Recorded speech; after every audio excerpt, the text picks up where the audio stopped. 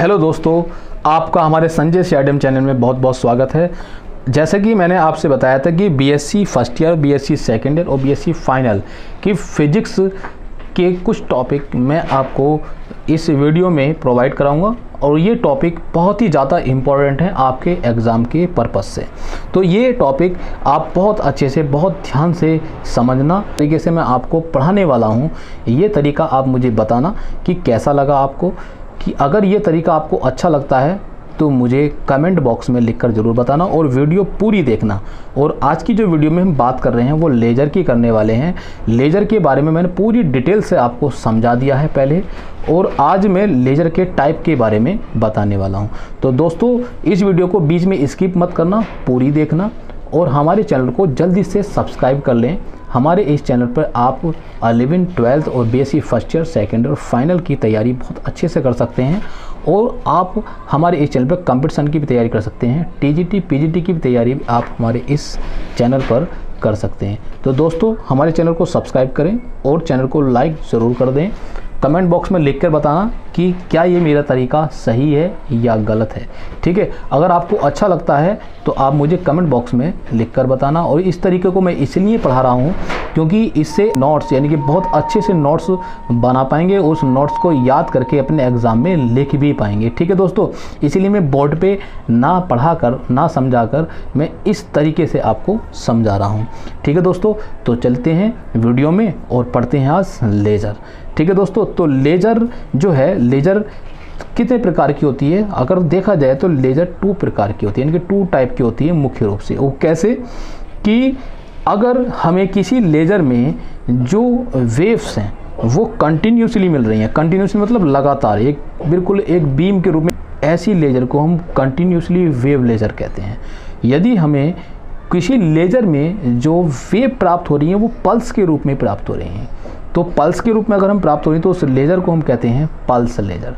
ठीक है दोस्तों, तो जो कंटिन्यूसली वेव लेज़र होती है, यानी कि कंटिन्यू वेव लेज़र जो होती है वो कौन सी होती है? ये 2 प्रकार की होती है दोस्तों वैसे तो, मुख्य रूप से। जैसे हीलियम नियॉन लेज़र, ये इंपॉर्टेंट है बीएससी सेकेंड ईयर के लिए।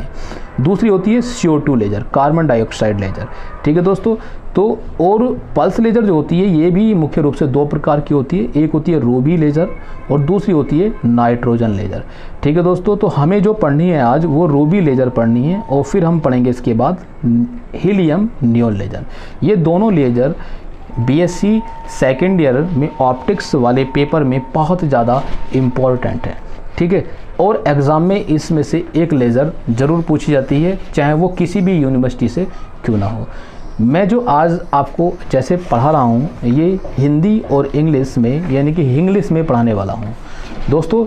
जो यूपी बोर्ड के बच्चे हैं उनके लिए तो बहुत ही ज़्यादा आसानी हो जाएगी इस तरीके से, और जो सीबीएसई बोर्ड के बच्चे हैं वो इसको आप एक इंग्लिश में कन्वर्ट कर लेना। इसमें जो हार्ड वर्ड हैं वो हार्ड वर्ड मैंने इंग्लिश में लिख दिए हैं। ठीक है, तो आइए समझते हैं।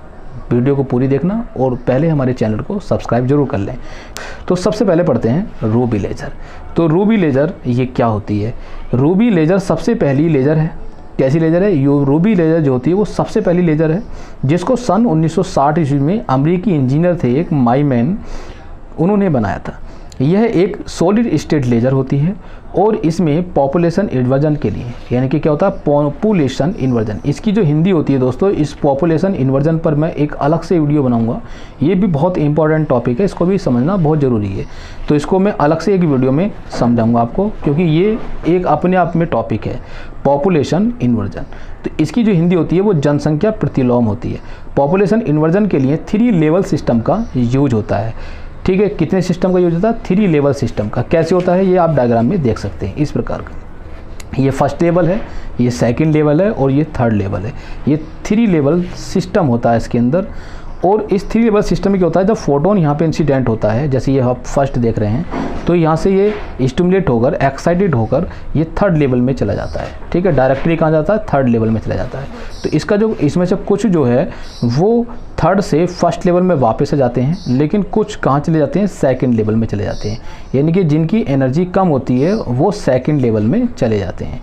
ठीक है दोस्तों, इसके बारे में मैं आपको आगे डिटेल से समझाऊंगा कि ये 3 लेवल किस प्रकार से बनते हैं। अब बात करते हैं आगे कि इसमें जो मेन पार्ट होते हैं वो फॉलोइंग होते हैं। कितने होते हैं? 3 पार्ट होते हैं। पहला पार्ट होता है द वर्किंग सब्सटेंस, ये जिसे हम हिंदी में कहते हैं क्रियाशील पदार्थ। दूसरा होता है द रेजोनेंट कैविटी, जिसकी हिंदी होती है अनुनाद गुहिका। तीसरा पॉइंट होता है इसका द ऑप्टिकल पंपिंग सिस्टम, यानी कि प्रकाशिक पंपन निकाय। ठीक है दोस्तों, ये 3 पार्ट इसके होते हैं। तो एक एक करके हम इसको अच्छे से समझ लेते हैं। सबसे पहला पार्ट होता क्या है? पहला पार्ट होता है the working substance. The working substance यानी कि क्रियाशील पदार्थ। द वर्किंग सब्सटेंस एक रूबी छड़ होती है। कैसी होती है? ये वर्किंग सब्सटेंस जो है वो एक रूबी छड़ होती है। ये पिंक कलर की होती है, जैसे कि आप स्क्रीन पर देख रहे हैं कि जैसे ये डायग्राम आपको दिखाई दे रहा है। इस डायग्राम में आपको दिख रही होगी एक पिंक कलर की छड़ दिख रही है, इसी को हम कहते हैं वर्किंग सब्सटेंस। अब इसमें होता क्या है कि ये छड़ Al2O3 यानी कि एल्युमिनियम ऑक्साइड के क्रिस्टल की बनी होती है। किसकी बनी होती है? एल्युमिनियम ऑक्साइड के क्रिस्टल की बनी होती है, जिसमें 0.05% Cr2O3 यानी कि क्रोमियम ऑक्साइड मिला होता है, जिसके कारण कुछ Al++ आयंस कुछ Cr++ आयंस से ये डिस्प्लेस हो जाती है। इन इम्प्योरिटी क्रोमियम आयंस के कारण ही रूबी इस छड़ का जो कलर होता है वो पिंक हो जाता है। ठीक है, आप देख रहे हैं पिंक कलर की छड़ दिख रही है, तो ये किसके कारण होती है? इसमें जो इम्प्योरिटी मिलाते हैं क्रोमियम आयंस की, उसके कारण इसका कलर पिंक हो जाता है।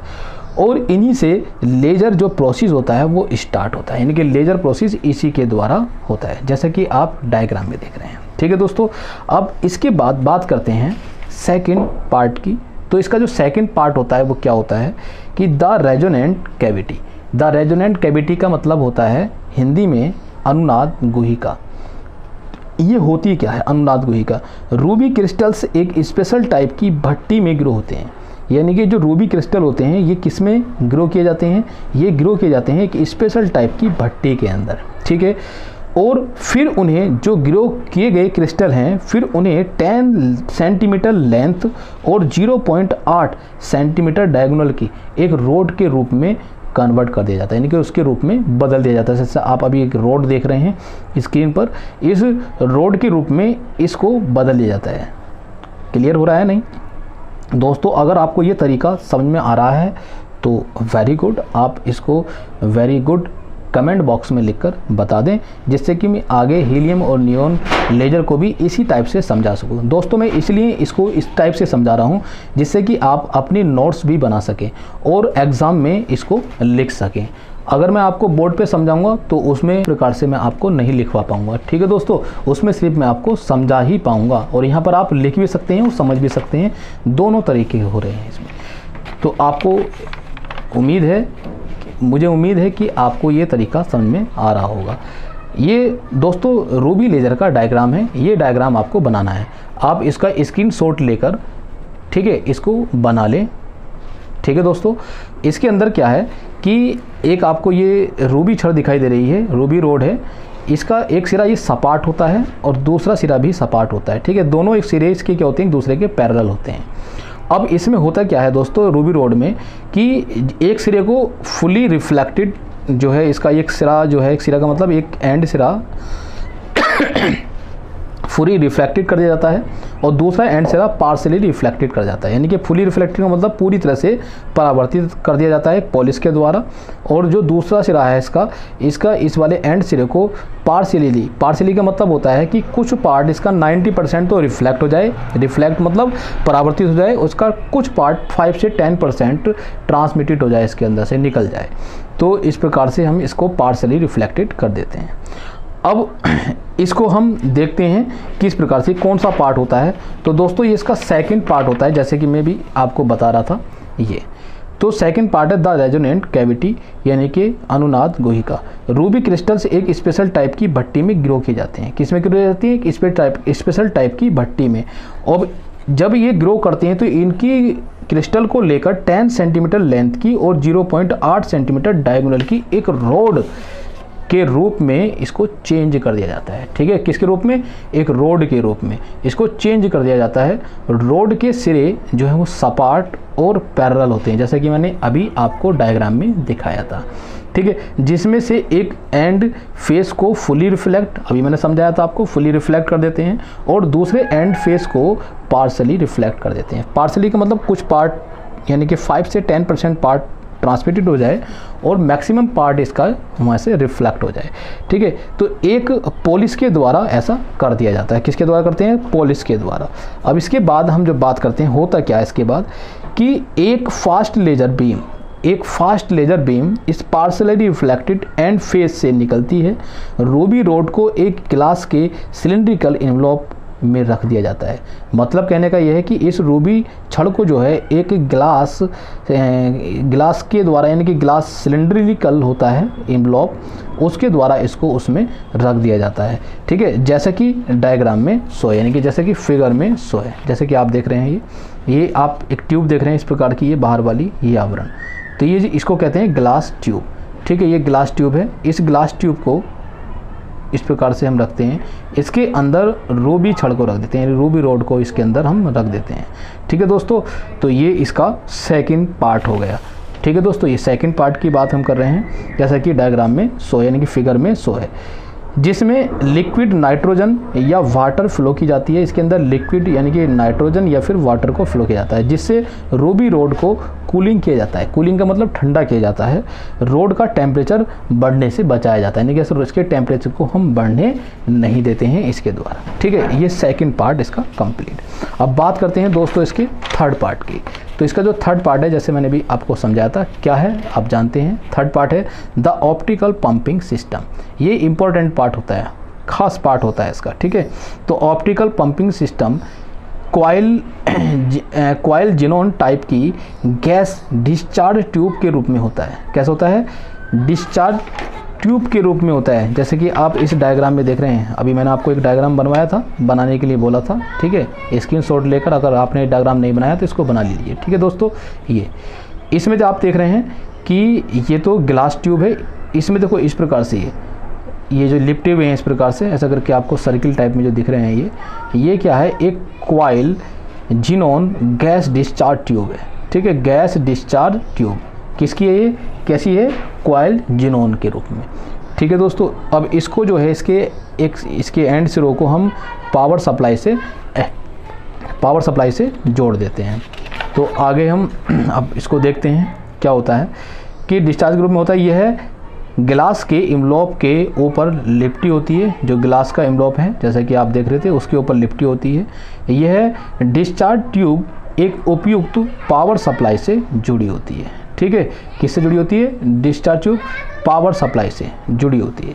अब बात करते हैं लेजर ऑपरेशन की, यानी कि ऑपरेशन का मतलब इसकी क्रिया की, किस प्रकार से ये वर्किंग करती है, कैसे वर्क करेगी, कैसे क्रिया करेगी ये लेजर।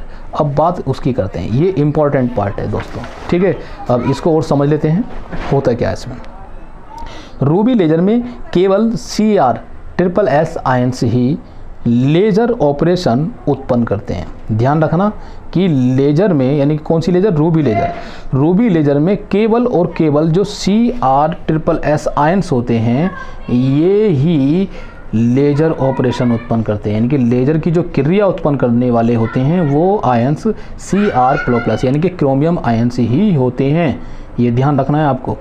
इनका एनर्जी लेवल फिगर 2 में रिप्रेजेंट किया गया है, यानी कि जो मैंने अभी बताया था कि जो Cr आयंस होते हैं यही एक ऑपरेशन उत्पन्न करते हैं लेजर के अंदर, और इनका एनर्जी लेवल जो है वो फिगर नंबर 2 में रिप्रेजेंट किया गया। अभी जो मैंने आपको फिगर बताया था वो फिगर नंबर 1 है। ठीक है, फिगर नंबर 1 कौन सा है? ये है दोस्तों फिगर नंबर 1, और फिगर नंबर 2 आपका ये है जिसकी मैंने सबसे पहले बात की थी। अब इसी को हमें समझना है। ठीक है, यही इसकी पूरी क्रिया है, यही इसका पूरा ऑपरेशन है, इसको हमें बहुत अच्छे से समझ लेना है। ठीक है दोस्तों, तो इसमें होता क्या है, इसको भी आप सबसे पहले स्क्रीनशॉट लेकर यहीं पर इसको बना लें जल्दी से। ठीक है, स्क्रीनशॉट ले लें और इसको जल्दी से बना लें। अब दोस्तों इसमें होता क्या है कि जिसमें लेवल 1, 2 और 3 Cr आयंस के एनर्जी लेवल हैं। ये जो आपको इसमें लेवल दिखाई दे रहे हैं 1, 2, 3, ये किसके हैं? Cr यानी कि क्रोमियम आयंस के लेवल होते हैं।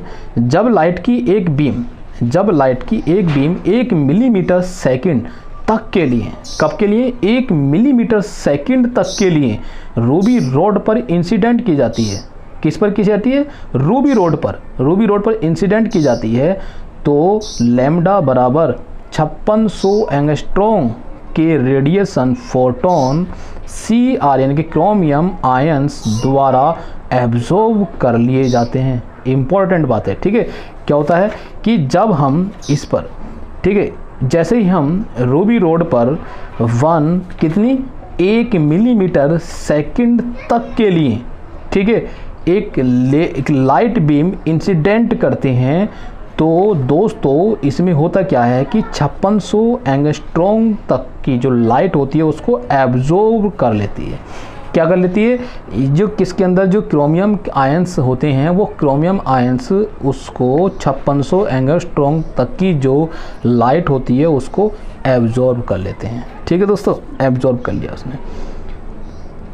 इसके बाद और लेवल 1 से लेवल 3 में एक्साइटेड हो जाते हैं, यानी कि ये एब्जॉर्ब जैसे ही हो जाती है लाइट कितनी 5600 एंगस्ट्रॉम की, तो ये लाइट लेवल 1 से लेवल 3 में एक्साइटेड हो जाती है, यानी कि आयंस जो हैं वो एक्साइटेड हो जाते हैं लेवल 1 से लेके 3 में।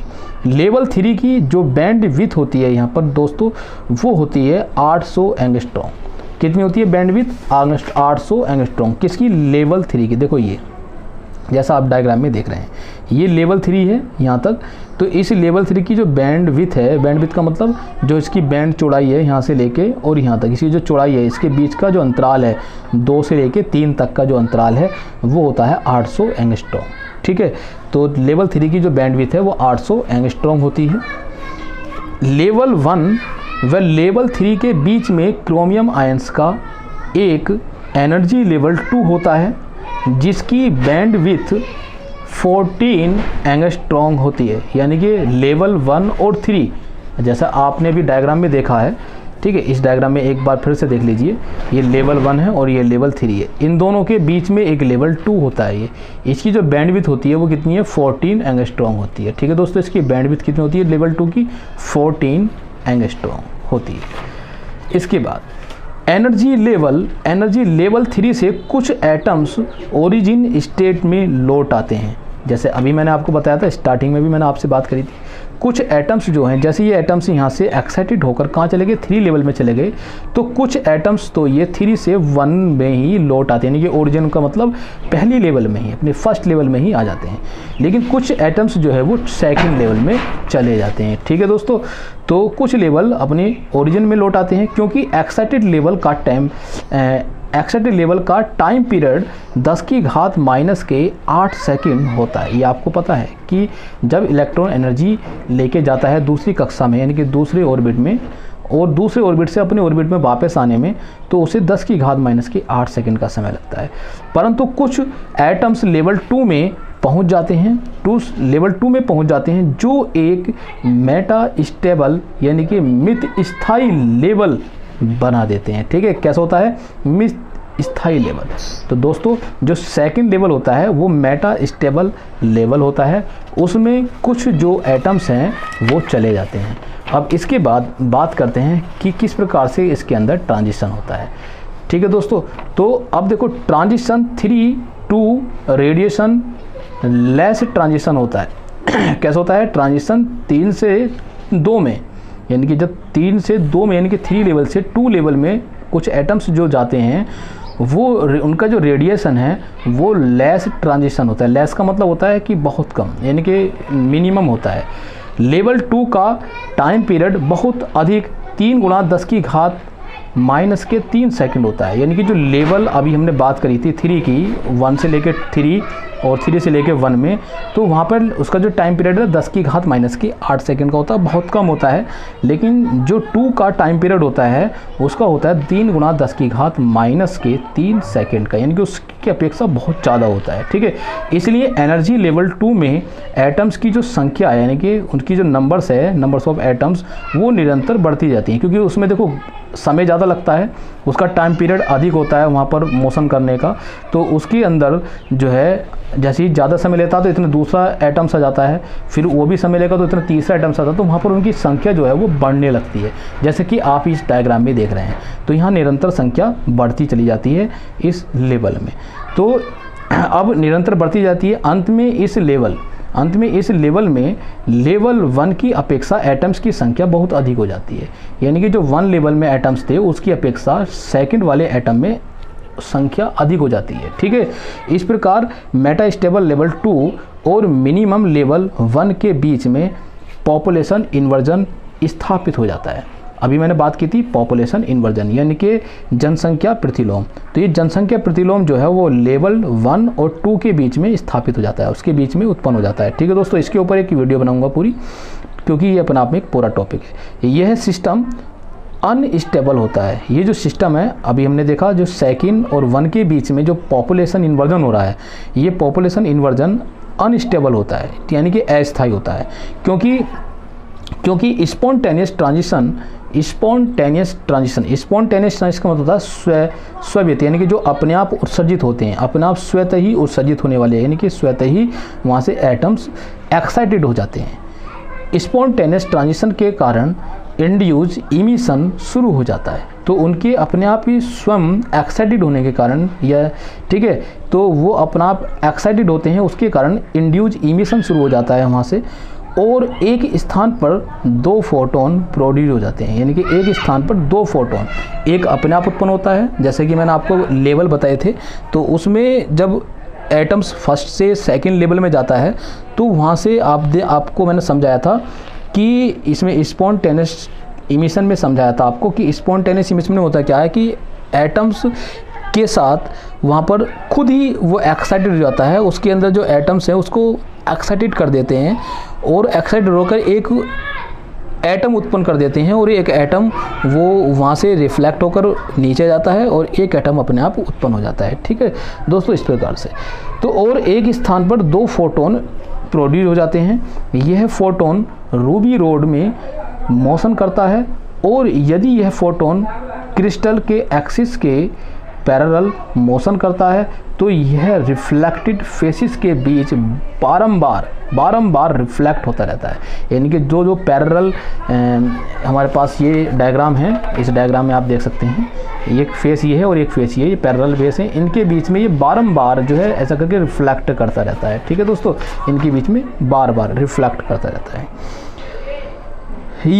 यह रिफ्लेक्ट फेसिस के बीच में बारंबार रिफ्लेक्टेड होता रहता है, और अंत में किसी एक एटम को स्टिमुलेट कर देता है, यानी कि कोई सा एक एटम जो इसमें से स्टिमुलेट हो जाता है, तब एक्साइटेड एटम से स्टिमुलेशन द्वारा, यानी कि जो स्टिमुलेट हुआ है उस स्टिमुलेशन के द्वारा एक न्यू फोटोन इमिट हो जाता है, एक नया फोटोन क्या हो जाता है वहाँ से उत्पन्न हो जाता है। यह प्रोसेस रिपीट होता रहता है, यानी कि प्रोसेस ये बार बार दोहराता रहता है, बार बार चलता रहता है, और फोटोन्स बढ़ते चले जाते हैं। इस प्रकार से जो फोटोन्स की संख्या है वो बढ़ती चली जाती है, जैसे कि आप डायग्राम में देख रहे हैं।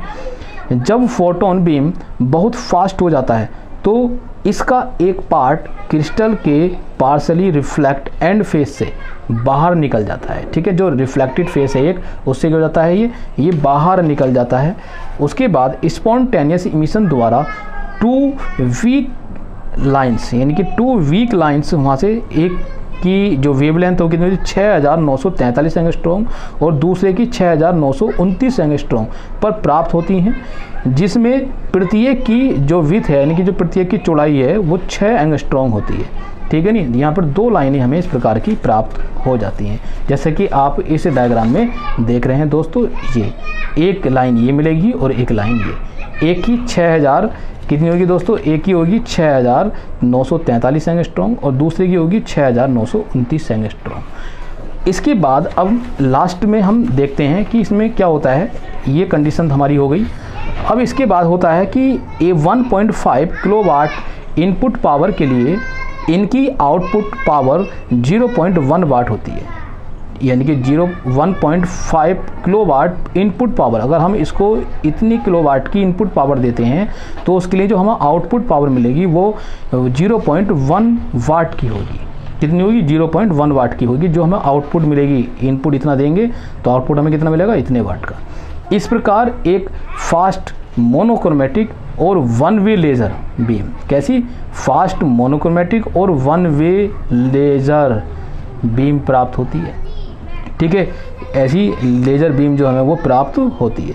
यह लेज़र बीम तब बंद हो जाता है जब तक कि xenon gas discharge tube process को स्टार्ट नहीं करती है। यानी कि जैसे ही ये जीनोन गैस डिस्चार्ज ट्यूब जो उसके अंदर लगी हुई है वो प्रोसेस को जैसे ही दोबारा स्टार्ट नहीं करती है, तब तक ये बीम हमें मिलती चली जाती है, और जैसे ही वो स्टार्ट हो जाती है तो तब ये बंद हो जाती है। ठीक है दोस्तों, स्टार्ट होते ही ये बंद हो जाती है। अगर हम नोट पॉइंट एक नोट करें इसमें, तो हमने अभी देखा कि रूबी लेज़र एक पल्स लेज़र होती है, क्योंकि हमने भी, जैसे कि आप डायग्राम में देख रहे हैं, इस प्रकार से ऐसी बीम हमें मिलती है। ठीक है दोस्तों, इस लेज़र को हम कहते हैं रूबी लेज़र। दोस्तों, आपको कैसी लगी वीडियो? अगर आपको ये वीडियो पसंद आई हो तो आप नोट्स दिखा रहा हूँ, जिससे कि आप स्क्रीनशॉट ले सकें, और स्क्रीनशॉट लेकर आप इसको नोट करें। ठीक है दोस्तों, जल्दी से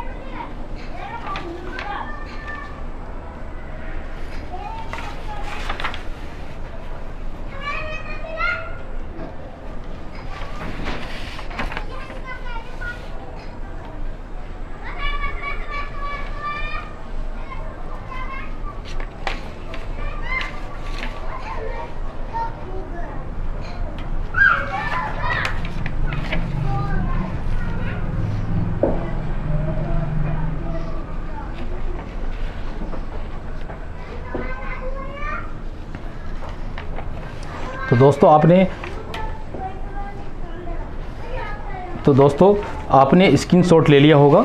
ठीक है, अच्छे से स्क्रीनशॉट ले लें, और स्क्रीनशॉट लेकर आप इसको रिपीट करके भी स्क्रीनशॉट ले सकते हैं, और स्क्रीनशॉट लेकर इसको बना लें डायग्राम को भी, और इसको लिख लें।